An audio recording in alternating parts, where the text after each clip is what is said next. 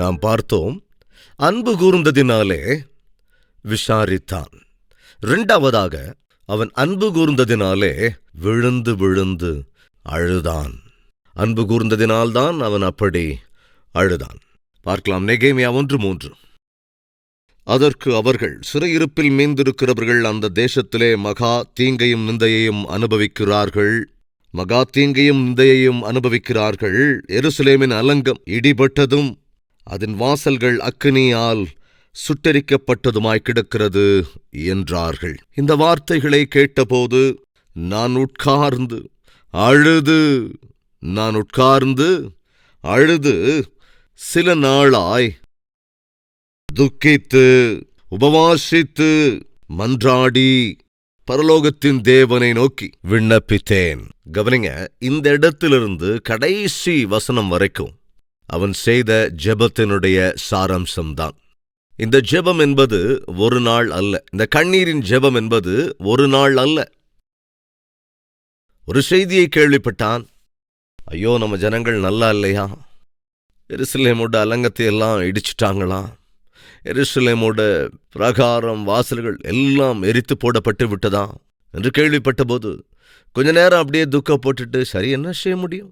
செய்த பாவம் எங்க போயிடும்? நம்ம ஜனங்க செஞ்ச பாவத்தினாலதான் இந்த சிக்ஷை வந்திருக்கு. நாம் என்ன செய்ய முடியும் என்று சொல்லி ஏதோ கொஞ்ச நேரம் துக்கப்பட்டுட்டு வேதனைப்பட்டுட்டு மறுபடியும் தன்னுடைய வேலையில, தன்னுடைய பணிகளில அந்த வாழ்க்கை பயணத்தை அப்படியே தொடர்ந்துட்டு போயிடலங்க.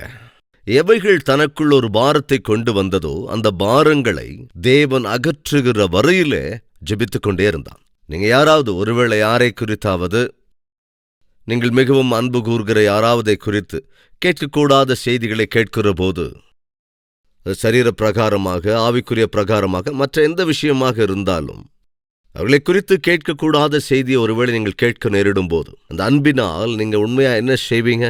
அழுது அழுது கண்ணீரோடே கூட ஜெபிப்பீர்கள் இல்லையா? தன்னுடைய ஊர், தன்னுடைய பட்டணம், தன்னுடைய பிரஜைகள் தீங்குக்குள்ளாக இருக்கிறார்கள் என்று கேள்விப்பட்ட போது அழுதான், அழுது கொண்டே இருந்தான். இப்படி எத்தனை காலம் அழுதுகிட்டு இருந்தான் தெரியுமா? நீங்க புரிஞ்சுக்கிற மாதிரி சொல்றேன், வாங்க. முதலாவது வசனம், கிஸ்லேயு மாதத்தில். அதை நாம புரிஞ்சுக்கணும்னா நவம்பர் டிசம்பர் இடைப்பட்ட காலம். அதாவது நவம்பர் பாதியிலிருந்து டிசம்பர் பாதி வரைக்கும் இருக்கிற காலம். அப்போ எருசலேமிலிருந்து சில பேர் வந்து எருசலேமுக்கு உண்டான அந்த மகா தீங்கை குறித்து இங்கே விவரித்தார்கள். அதை கேட்டு எத்தனை காலம் அழுதான் தெரியுமா? 2வது அதிகாரம் 1வது வசனம். 2 ராஜாக்கள் 2:1. அர்த்தசஷ்டா ராஜாவின் 20ஆம் வருஷம் நிசான் மாதத்திலே, அது மார்ச் ஏப்ரல் காலகட்டம். டிசம்பர், ஜனவரி, பிப்ரவரி, மார்ச், ஏப்ரல். எத்தனை காலம் தான் கேள்விப்பட்ட செய்தி தன்னை தூங்க விடாமல் செய்தது என்றால் ஏறக்குறைய 4 to 5 months. அதே வேதனை, அதே பாரம், அதே பிரார்த்தனை. அன்பு சகோதர சகோதரிகளே, நம்முடைய இருதயங்கள் பாரத்தோடு நிரப்பப்பட்டால் நல்லது. நம்முடைய இருதயத்திலே பொறுப்பு இருக்கிற போது, பொறுப்போடு கூடிய இருதயத்திலே தேவன் பாரத்தை வைப்பார். சில சந்தர்ப்பங்கள்ல, சமீபத்தில் ஒரு 3-4 days பேக், உலக பேரும் புகழும் பெற்ற ஒரு ஊழியக்காரர் என்னோடு போனில் பேசும்போது இப்படி சொன்னார். பிரதர் சதீஷ், ஒவ்வொரு நாளும் தூங்கப் போவதற்கு முன்பு கட்டாயமாக நான் உனக்காக ஜெபிப்பேன். உனக்காக பிரார்த்தனை செய்யாமல் நான் தூங்கவே மாட்டேன். இந்த வார்த்தை ஏதோ இப்ப சொல்லலைங்க, 2 years பேக் என்கிட்ட சொன்னாரு. அந்த 2 வருடத்துக்கு அப்புறம் 3-4 days பேக் அவர்கிட்ட பேசிக்கிட்டு இருந்தபோது, ஒவ்வொரு நாளும் தூங்கப் போவதற்கு முன்பு உனக்காக நான் ஜெபிப்பேன். இப்படி உனக்காக ஜெபித்த பிறகுதான் தூங்கவே போவேன். அவர் மிகவும் பிஸியாக இருக்கிற ஒரு ஊழியக்காரர். அவர் ஏன் தினந்தோறும் தூங்கப் போவதற்கு முன்பு சதீஷ்குமாருக்காக ஜெபிக்கிறார் என்றால், தேவன் அவருக்குள்ளே அந்த பொறுப்பையும் அந்த பாரத்தையும் வைத்திருக்கிறார் என்பதனால். யார் ஜெபிப்பார்கள்? அன்பு கூறுகிறவர்கள்தான் ஜெபிப்பார்கள். கணவன் ரொம்ப மோசமான கணவனா இருந்தா, அந்த கணவன் ரொம்ப துன்மார்க்கமா நடந்து கொண்டிருந்தா, எப்பேற்பட்ட துன்மார்க்கனாக இருந்தாலும் நல்ல பெண்மணியாக விசுவாசியாக இருக்கிற மனைவி கணவனை உண்மையாய் நேசித்தால் அந்த கணவனுக்காக என்ன செய்வாள்? பிரார்த்தனை செய்வாள். அதை விட்டுட்டு கத்திக்கிட்டே இருக்க மாட்டான். அதே போல மனைவி ஒருவேளை சரியில்லாமல் இருந்தால், கணவன் நல்ல ஆவிக்குரியவனாக இருப்பான் என்றால், அந்த மனைவியை உண்மையாய் நேசிக்கிற கணவன் என்ன செய்வான்? கண்டிப்பாக ஜெபிப்பான். அதை விட்டு அராஜகம் பண்ணிக்கிட்டு இருக்க மாட்டான். பிள்ளைகள் ஒருவேளை வழிதப்பி போகிறார்கள் என்றால், பெற்ற தாயும் பெற்ற தகப்பனும் அந்த பிள்ளைக்காக என்ன செய்வார்கள்? ஜெபித்து விண்ணப்பம் பண்ணுவார்கள். கண்ணீரோடே கூட ஜெபிப்பார்கள். ஏனென்றால் அவர்களை நேசிப்பதினால். அன்பு செலுத்த கையாலாகாத தாயாக இருந்தாலும் தந்தையாக இருந்தாலும் வழிதப்பி போகிற பிள்ளைகளை பார்க்கிற போது அவர்களுக்காக கண்ணீர் விட்டு ஜெபிப்பதற்கு பதிலாக என்ன செய்வார்கள் தெரியுமா? சபித்துக் கொண்டிருப்பார்கள். நம்மத்தில் அப்படிப்பட்டவங்க நிறைய பேர் இருக்காங்க. நேசிக்கிற பிள்ளைகளுக்காக உண்மையாய் பாரத்தோடு ஜெபிக்க முடியாத பெற்றோர்கள் பிள்ளைகளை சபித்துக் கொண்டே இருப்பார்கள். அது தேவனுடைய ஆவி அல்லவே அல்ல. பிள்ளைகளை சபித்துக் கொண்டே இருக்கிற அந்த குணம் என்பது தேவாவி அல்ல. ஒருவேளை நம்மத்தில் அப்படிப்பட்டவர்கள் யாராவது இருப்பீர்கள் என்றால் தயவு செய்து அந்த குணத்தை மாற்றிக்கொள்ளுங்கள். ஒரு நாள் இல்ல, ஒரு வாரம் இல்ல, ஒரு மாதம் அல்ல, தான் கேள்விப்பட்ட அந்த செய்தியை குறித்து பாரமும் பொறுப்பும் கொண்ட நெகேமியா ஜெபித்துக் கொண்டே இருந்தான். பர்மனன்ட் வேலையிலே இருந்த போதும், நல்ல பதவியில் இருந்த போதும், பேரோடும் புகழோடும் இருந்த போதும் நெகேமியா என்ன செய்தான்? பாரத்தோடு கூட தொடர்ந்து ஜெபித்துக் கொண்டே இருந்தான். காரணம் என்னவென்றால், அவன் ஒரு ஆவிக்குரியவன். எப்படி அவன் ஜெபித்தான் என்பதை பகிர்ந்து கொள்வதற்கு முன்பு ஒரு விஷயத்தை சொல்ல ஆசைப்படுகிறேன். கண்ணீர் ஜெபம் என்பது உன் ஆவிக்குரிய பலத்தை தெரியப்படுத்துகிறது, உன் ஆவிக்குரிய குணத்தை வெளிப்படுத்துகிறது. அதே சமயத்தில் தயவு செஞ்சு கவனிக்கணும், சில பேர் இஷ்டப்படி வாழ்ந்துகிட்டு இருப்பாங்க, தேவனை விட்டு விலகி வாழ்ந்துகிட்டு இருப்பாங்க. ஆனால் ஏதாவது கஷ்டம்னு வந்துட்டா அப்படி பயங்கரமாக அழுது ஜெபம் பண்ணுவாங்க. அப்படிப்பட்டவங்க யாராவது நம்ம மத்தியில் இருக்கீங்களா? அதாவது தேவனுக்கு விரோதமாக வாழ்ந்து கொண்டும் கூட ஏதாவது கஷ்டம் வருகிற போது அப்படி அழுது அழுது ஜெபிக்கிறவர்கள் யாராவது இருக்கீங்களா? அப்படிப்பட்டவங்களை பற்றி பைபிள் என்ன சொல்லுது பார்க்கலாமா? மல்கியாவின் புத்தகம் 2வது அதிகாரம் 13வது வசனம். வாழ்க்கையை சரியாக வாழாதவர்கள், நல்ல குணம் அற்றவர்கள் எவ்வளவு அழுதாலும் தேவன் பதில் தரமாட்டார், அவர்களின் ஜெபம் கேட்கவும் படாது. 13வது வசனம். நீங்கள் 2ஆம் தரமும் இதை செய்து கர்த்தருடைய பீடத்தை கண்ணீரினாலும் அழுகையினாலும் பெருமூச்சினாலும் நிரப்புகிறீர்கள். ஆகையால் அவர் இனி காணிக்கையை மதியார், அதை உங்கள் கைகளில் பிரியமாய் ஏற்றுக்கொள்ளவும் மாட்டார். பாத்தீங்களா? நீங்க அழுது புலம்பினாலும் சரி, அவர் அங்கீகரிக்கவே மாட்டார். காணிக்கையையும் அங்கீகரிக்க மாட்டார், உன்னுடைய எதையும் அவர் அங்கீகரிக்க மாட்டார். அழுகையை கண்டுகொள்ள மாட்டார். ஏனென்றால் முதல்ல மேல வாசிங்க, அதுக்கப்புறம் கீழே வாசிங்க. தேவனுக்கு விரோதமாக வாழ்கின்றவர்கள், ஆவிக்குரியவைகளுக்கு விரோதமாய் வாழ்கின்றவர்கள் அவ்வப்பொழுது மாத்திரம் திடீரென்று வந்து தேவனுடைய சன்னதியிலே சத்தம் போட்டு அழுதா மாத்திரம் தேவன் கேட்பார் நினைக்கிறீங்க? கேட்க மாட்டார். அது சும்மா. நெகேமியா அப்பப்போ அழுதவன் அல்ல. தனக்கு எந்த நாளிலே எருசலேமை குறித்து தெரிய வந்ததோ அந்த கிஸ்லேயு மாதத்திலே இருந்து எப்பொழுது வரைக்கும்? நீசான் என்கிற மாதம் வரைக்கும், ஏறக்குறைய 4 மாதங்களிலிருந்து 5 மாதங்கள். சாதாரணமாக வேத பண்டிதர்கள் சொல்கிற காரியம் 4 months என்றுதான். எனவேதான் நம்முடைய கல்வரி டெம்பிள் இந்த இடத்திற்குள்ளே நாம் வந்தபோது, இதே புத்தகத்தை நாம் தியானித்துக் கொண்டிருந்தபோது தேவனின் மனதிலே வைத்த பாரம் என்னவென்றால், முதலாவது 40 days உபவாசம் இருந்து ஜெபிக்கலாம் என்று சொல்லி அழைப்பு கொடுத்து அந்த 40 daysல, அந்த 40 நாட்கள்ல இந்த நெகேமியா புத்தகத்தை தியானிக்க ஆரம்பித்தோம். ஆனால் நெகேமியா 40 நாட்களோ அல்லது 30 நாட்களோ அவன் ஜெபிக்கவில்லை. தகர்க்கப்பட்டிருந்த, பாழாக்கப்பட்டிருந்த பட்டணத்துக்காக, அலங்கங்களுக்காக மிகவும் வருத்தத்தோடு மன்றாடிக்கொண்டு ஜெபித்துக்கொண்டே இருந்த நெகேமியா எத்தனை காலம் அவனுடைய ஜெபத்தை தொடர்ந்து கொண்டிருந்தான் என்பதை நாம் பார்க்கிற போது 120 days அப்ராக்சிமேட்டா. 4 மாதங்கள்.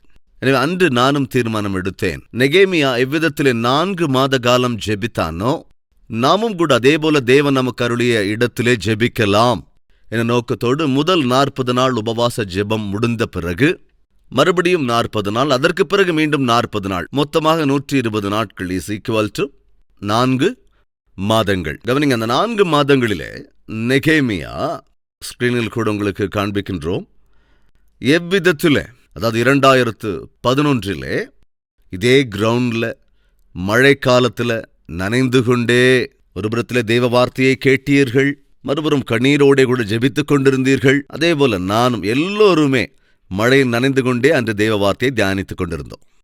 4 மாத காலம் அப்படி கண்ணீரோடே கூட ஜெபித்ததற்கு பிறகு தேவனிடத்தில் நான் மறுபடியும் விண்ணப்பம் பண்ணினேன். ஆண்டவரே, நெக்ஸ்ட் என்ன, அடுத்தது என்ன செய்யணும்? நெகேமியா 4 மாத காலம் ஜெபித்ததற்கு பிறகு நெகேமியா என்ன செய்ய வேண்டும் என்று அவனுக்கு தெரிவித்தீர் அல்லவா? நெகேமியா, நீ போ, சென்று பாழாகி கிடக்கிற அலங்கங்களை எல்லாம் திரும்ப எழுப்பு என்று நெகேமியாவுக்கு அன்று வழியை காட்டினீர் அல்லவா? இப்ப நான் என்ன செய்யணும் ஆண்டவரே? அக்டோபர் 9ஆம் தேதி காலை 6:30 மணிக்கு ஜெபித்துக் கொண்டிருந்த போது தேவன் என்னோடு கூட பேசினார். எவ்விதத்திலே அன்று நெகேமியாவுக்கு எருசலேமை சுற்றியுள்ள அலங்கத்தை கட்டுவதற்கான பொறுப்பை கொடுத்து 52 நாட்களில் கட்டுமானத்தை முடிக்க நான் பெலனை கொடுத்தேனோ, அதே போல ஒரு பெரிய ஆலயத்தை கட்டுவதற்கு நான் உனக்கு பெலன் தரப்போகிறேன். 52 நாட்களில் அந்த ஆலயத்தை நான் கட்டு வைப்பேன். இதனை விசுவாசிப்பாய் என்றால் அஸ்திவாரமிடு என்று ஆண்டவர் சொன்னார். 11/11/2012 அஸ்திவாரம் போடப்பட்டது.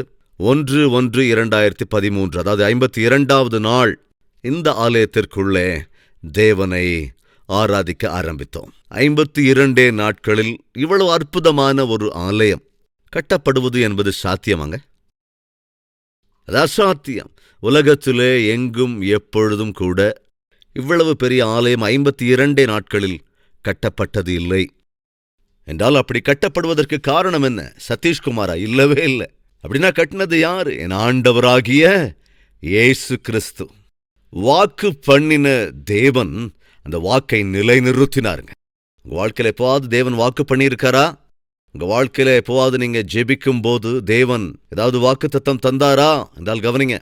வாக்குத்தத்தம் கொடுக்கிற தேவன் என்ன ஆனாலும் அதை நிறைவேற்றியே தீருவார். பொய் சொல்லுவதற்கு அவர் மனிதன் அல்ல. அந்த வாக்குத்தத்தத்தை நாம் விசுவாசிப்போம் என்றால், விசுவாசித்து வாக்குத்தத்தத்தை கெட்டியாய் பற்றிக் கொள்வோம் என்றால், நீ எதிர்பார்த்ததை காட்டிலும் யூகித்ததை காட்டிலும் அளவுக்கு அதிகமான அளப்பெரிய ஆச்சரிய காரியத்தை செய்வதற்கு நான் பிரசங்கிக்கிற இந்த ஜீவனுள்ள தேவன் போதுமானவர். 4 மாத காலம் அழுது ஜெபித்துக் கொண்டே இருந்தான். நேசித்ததினால்தான் அவன் விசாரித்தான். நேசித்ததால் தான் அவன் அப்படியெல்லாம் அழுதான். கண்ணீர் ஜெபம் என்பது ஆவிக்குரிய பக்குவத்திற்கு அடையாளம். எரேமியாவின் புத்தகம் 9வது அதிகாரம் 1வது வசனம். என் தலை தண்ணீரும் என் கண்கள் கண்ணீர் ஊற்றுமானால் நலமாயிருக்கும். அப்பொழுது என் ஜனமாகிய குமாரத்தை கொலையுண்ண கொடுத்தவர்கள் நிமித்தம் நான் இரவும் பகலும் அழுவேன். கண்ணீரால் என் கண்கள் கண்ணீர் ஊற்றாய் நிரம்புவதாக. என் ஜனங்களிலே அழிந்து போய்க் கொண்டிருக்கிறவர்களுக்காக ராவும் பகலும் நான் கண்ணீர் விட்டுக் கொண்டே இருக்கிறேன். எரேமியாவுக்கு இன்னொரு பெயர் இருக்கிறது. என்ன தெரியுமா? கண்ணீரின் தீர்க்கதரிசி. தன் ஜனங்கள் கெட்டுப்போய்க் கொண்டிருக்கும் போது, தன் ஜனங்கள் பாவத்துக்குள் மூழ்கிக் கொண்டிருக்கிற போது, தன் ஜனங்கள் பாழாகிக் கொண்டிருக்கிற போது எரேமியா என்ன செய்தான்? கண்ணீர் விட்டு அழுதான். நாட்களில் நம்மில் அநேகருடைய குடும்பங்கள் பாழாகிறது. பெற்ற பிள்ளைகள் கெட்டுப்போகிறார்கள், பாழாகிக் கொண்டிருக்கிறார்கள். வாழ்க்கை துணை தன் இஷ்டம் போல வாழ்ந்தாலும் கண்ணீர் விட இன்னைக்கு ஒருவர் இல்லைங்க. விண்ணப்பிக்கிறவர்கள் இன்று இல்லை. சபைக்காக, ஊழியத்துக்காக, சபை உறுப்பினர்களுக்காக, சபையிலே ஊழியம் செய்கிற ஊழியர்களுக்காக கண்ணீர் சிந்தி ஜெபிக்கிறவர்கள் இருக்காங்களா? எங்க இருக்காங்க? எரேமியா கண்ணீரின் தீர்க்கதரிசி. ஒரு நாள் பில்லி கிரஹாம் அவரிடத்துல யாரோ இப்படி கேட்டார்களாம், தேவ செய்தியை கொடுக்கிற போது உங்கள் வாயிலிருந்து ஒரு பெரிய வல்லமை வெளியே போகிறது. அது போய் அநேகருடைய இருதயங்களை தாக்குகிறது, அநேகருடைய வாழ்க்கைகள் சரியாகிறது. அவ்வளவு வல்லமையுள்ள செய்தியை நீங்கள் தருவதற்கு உங்களுக்கு பின்னால் இருக்கிற பலம் எது அப்படின்னு பில்லி கிரஹாம் அவரிடத்துல கேள்வி கேட்டபோது, எனக்கு பின்னால் இருக்கிற பலத்தை தெரிந்து கொள்ள ஆசைப்படுகிறீர்களா? ஆமாங்க என்றால் வாங்க என்று சொல்லி அவர்களை அந்த பேக் ஸ்டேஜுக்கு கூட்டிட்டு போன போது, அந்த ஸ்டேஜினுடைய அந்த பின்பகுதியில சில சகோதரிகளும் சகோதரர்களும் கண்ணீர் சிந்தியபடி உள்ளத்தின் ஆழத்திலிருந்து மீட்டிங்க்கு வந்தவர்களை ரட்சிப்புக்காக பயங்கரமாய் அழுது ஜெபித்துக் கொண்டிருந்தார்களாம்.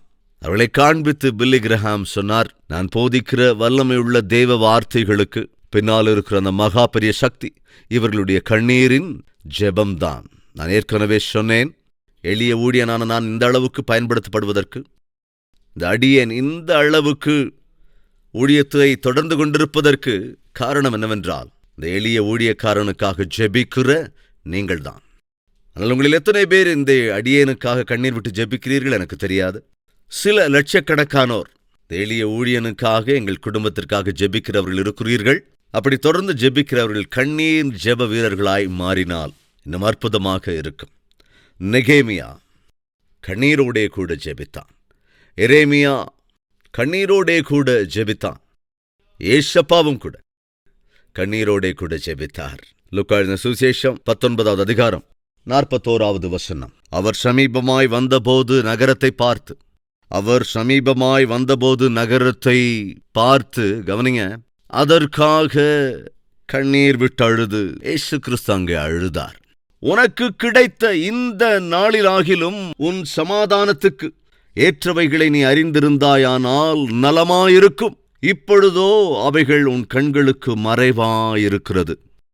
உன்னை சந்திக்கும் காலத்தை நீ அறியாமற் போனபடியினால் உன் சத்துருக்கள் உன்னைச் சூழ மதில் போட்டு உன்னை வளைந்து கொண்டு எப்பக்கத்திலும் உன்னை நெருக்கி உன்னையும் உன்னில் உள்ள உன் பிள்ளைகளையும் தரையாக்கி போட்டு உன்னிடத்தில் ஒரு கல்லின் மேல் ஒரு கல் இராதபடிக்கு செய்யும் நாட்கள் உனக்கு வரும் என்றார். இயேசு கிறிஸ்து மரித்து திரும்ப உயிர்த்தெழுந்த சில வருடங்களுக்கு பிறகு எருசலேம் பட்டணத்துக்கு எதிராக சத்துருவின் சேனை வந்து யுத்தம் தொடுத்தது. எருசலேம் பட்டணம் மொத்தமாக தகர்க்கப்பட்டது. தேவாலயமும் எரித்து போடப்பட்டது. இயேசு கிறிஸ்து இங்கே எதை சொன்னாரோ அது அப்படியே நடந்தது. எரேமியா கண்ணீர் விட்டு ஜெபித்தான். இயேசு கிறிஸ்து கண்ணீர் விட்டு ஜெபித்தார். நெகேமியாவும் கண்ணீர் விட்டு ஜெபித்தான். அப்போஸ்தலருடைய நடபடிகள் 20வது அதிகாரம் 19வது வசனம். வெகு மனத்தாழ்மையோடும் மிகுந்த கண்ணீரோடும் யூதருடைய தீமையான யோசனைகளால் எனக்கு நேரிட்ட சோதனைகளோடும் நான் கர்த்தரை சேவித்தேன். கண்ணீரோடே கூட கர்த்தரை சேவித்தேன். கண்ணீரோடே கூட நான் ஊழியம் செய்தேன். பக்தனான பவுல் கண்ணீர் விட்டு ஜெபித்த காரியம்தான் இது. நேசிக்கிறவனாய் இருந்ததால் தான் நெகேமியா கண்ணீர் விட்டு அழுதான். நேசிக்கிறவனாய் இருந்தபடியால் தான் நெகேமியா அன்போடு கூட விசாரித்தான். மூன்றாவதாக நேசிக்கிறவனாய் இருந்தபடியினால்தான் அவன் ஜெபம் செய்தான். முதல் அதிகாரத்திலே கண்ணீர் விட்டு ஜெபித்ததை பார்த்தோம். தொடர்ந்து நாம் கவனிப்போம் என்றால், இந்த நெகேமியாவினுடைய, அதாவது அவன் எருசலேமுக்காக செய்த அந்த ஜெபமாக இருந்தாலும், எருசலேமை திரும்ப கட்ட வேண்டும், அலங்கத்தை கட்டி எழுப்ப வேண்டும் என்ற யோசனையாக இருந்தாலும், எல்லாவற்றையும் கண்ணீர் ஜெபத்தோடு தான் ஆரம்பித்தான். முதலாவது அதிகாரத்தினுடைய முதல் காரியமாக நாம் பார்க்கிறது நெகேமியாவினுடைய கண்ணீர் ஜெபம்.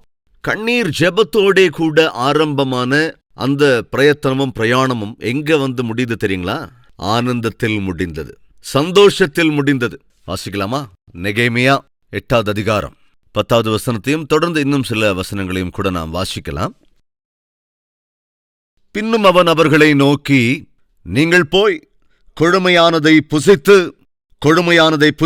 மதுரமானதை குடித்து ஒன்றுமில்லாதவர்களுக்கு பங்குகளை அனுப்புங்கள். காரணம் என்னவென்றால், இந்த நாள் நம்முடைய ஆண்டவருக்கு பரிசுத்தமான நாள், விசாரப்பட வேண்டாம். கர்த்தருக்குள் மகிழ்ச்சியாய் இருப்பதே உங்களுடைய பலன் என்றான். தொடர்ந்து 12வது வசனம். அப்பொழுது ஜனங்கள் எல்லாரும் தங்களுக்கு அறிவிக்கப்பட்ட வார்த்தைகளை உணர்ந்து கொண்டபடியால் புசித்து குடிக்கவும் பங்குகளை அனுப்பவும் மிகுந்த சந்தோஷம் கொண்டாடவும் போனார்கள். 17வது வசனம். இந்த பிரகாரமாய் சிறையிருப்பிலிருந்து திரும்பி வந்தவர்களின் சபையார் எல்லாரும் கூடாரங்களை போட்டு கூடாரங்களில் குடியிருந்தார்கள். இப்படியே நூனின் குமாரனாகிய யோசுவாவின் நாட்கள் முதல் அந்நாள் மட்டும் இஸ்ரவேல் புத்திரர் செய்யாதிருந்து இப்பொழுது செய்தபடியால் மிகுந்த சந்தோஷம் என்னாயிற்று? உண்டாயிருந்தது. கண்ணீரோடே கூட ஆரம்பித்த அந்த பணி, கண்ணீரோடே கூட ஆரம்பித்த பிரயாணம், கண்ணீரோடே கூட ஆரம்பிக்கப்பட்ட பிரயாசம் கண்ணீரோடே கூட ஆரம்பிக்கப்பட்ட ஊழியம் முடியும்போது எப்படி முடிஞ்சதுங்க? நல்லா சொல்லுங்க. ஆனந்தத்தால், சந்தோஷத்தால். இதே விஷயத்தை கூட பக்தன் தெரிவிக்கிறான். சங்கீதம் 30வது சங்கீதம் 5வது வசனம். அவருடைய கோபம் ஒரு நிமிஷம், அவருடைய தயவோ நீடிய வாழ்வு. சாயங்காலத்தில் அழுகை தங்கும், விடியற்காலத்திலே களிப்பு உண்டாகும். களிப்புண்டாகும். இது உங்கள் எத்தனை பேருடைய வாழ்க்கையில இன்னைக்கு நடக்குது அப்படிங்கிறத கொஞ்சம் யோசிச்சு பாருங்க. சாயங்காலம் எல்லாம் அழுகிறான், ராத்திரி ஃபுல்லா அழுகிறான். ஆனால் விடியற்காலம் ஆகிற போது தேவன் தம்முடைய கிருபையினாலே தம்முடைய பெரிய அந்த ஆசீர்வாதத்தை வைத்திருக்கிறார். உண்மைதானே? கண்ணீரோடே கூட ஆரம்பித்தான், ஆனால் சந்தோஷத்தோடே கூட முடித்தான். இன்று நம்மத்திலே யாராவது இருக்கீங்களா? நான் கண்ணீரோடு தான் ஆரம்பித்திருக்கிறேன் என்னுடைய உத்தியோகத்தை, ஏனென்றால் நரக வேதனையை அங்கு அனுபவிக்கிறேன். கண்ணீரோடு கூட தான் ஒவ்வொரு நாளையும் நான் ஆரம்பிக்கிறேன், ஏனென்றால் பொருளாதார சிக்கல்கள் என்னை தவிக்க பண்ணுகிறது. கண்ணீரோடே கூட தான் நான் ஆரம்பிக்கிறேன் என்னுடைய ஊழியத்தை, என்னுடைய பிரசங்கத்தை. ஆனால் சந்தோஷத்தோடு கூட என் தேவன் அதை நிறைவு செய்வதற்கு வல்லவராக இருக்கிறார். என் அன்பு சகோதரனே, சகோதரியே, நம்மில் யாராவது எதையாவது தேவனுடைய சன்னதியிலே கண்ணீரோடு ஜெபிக்கிற வேளையில் என் தேவன் விரைவிலேயே நீ எதற்காக கண்ணீர் சிந்தி ஜெபிக்கின்றாயோ அதற்கு பிரதிபலனாக உன்னை மகிழ்ச்சியினால், சந்தோஷத்தினால் நிரப்பப் போகிறார். நெகேமியாவின் வாழ்க்கையில நாம் அதை பார்க்கிறோம். கண்ணீரோடே கூட ஆரம்பித்தான், உடனே அதோடு அப்படியே விட்டுல. அவன் செய்கிற எல்லா பணியிலும், தான் செய்கிற ஒவ்வொரு பிரயாணத்திலும், தான் செய்கிற ஒவ்வொரு பிரயாசத்திலும் ஜெபத்தோடு கூட தான் செய்தான். யாராவது எழுதி வச்சுக்கிறீங்களா அந்த செய்தியை? சீக்கிரம் அந்த ரெஃபரன்ஸ் கூட எழுதி வச்சுக்கோங்க. எத்தனை தடவை நெகேமியா ஜெபித்தான் என்கிற ரெஃபரன்ஸை தருகிறேன். 2வது அதிகாரம் 4வது வசனம், 4வது அதிகாரம் 4 மற்றும் 9ஆம் வசனங்கள், 5வது அதிகாரம் 19வது வசனம், 6வது அதிகாரம் 9 மற்றும் 14ஆம் வசனங்கள், 9வது அதிகாரம் 5வது வசனம், 13ஆம் அதிகாரம் 14வது வசனம், அதே 13வது அதிகாரம் 22வது வசனம், 29வது வசனம் மற்றும் 31வது வசனம். ஜாக்கிரதையாய் பரிசீலிக்கும் போது இந்த புத்தகம் ஜெபத்தோடு தான் ஆரம்பிக்கிறது. நெகேமியாவின் பணிகள் ஜெபத்தோடு தான் ஆரம்பித்தது.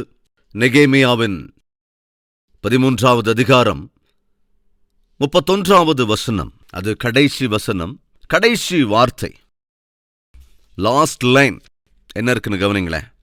என் தேவனே, என் தேவனே, எனக்கு நன்மை உண்டாக என்னை நினைத்தருளும். நெகேமியா ஜெபத்தோடு தான் ஆரம்பித்தான்.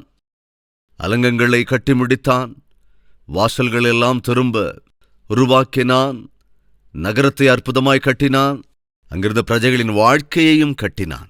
காரணம் என்னவென்றால், மறுபடியும் சொல்லுகிறேன், தன்னுடைய பணிகளை, தன்னுடைய பிரயாணங்களை, தன்னுடைய பிரயாசங்களை, தன்னுடைய ஊழியங்களை ஜெபத்தோடுதான் ஆரம்பித்தான், ஜெபத்தோடுதான் முடித்தான்.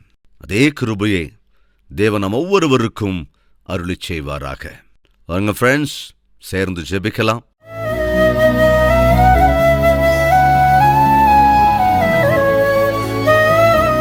அன்பு உடையவர்களாக எங்கள் ஒவ்வொருவரையும் மாற்றுங்க ராஜா.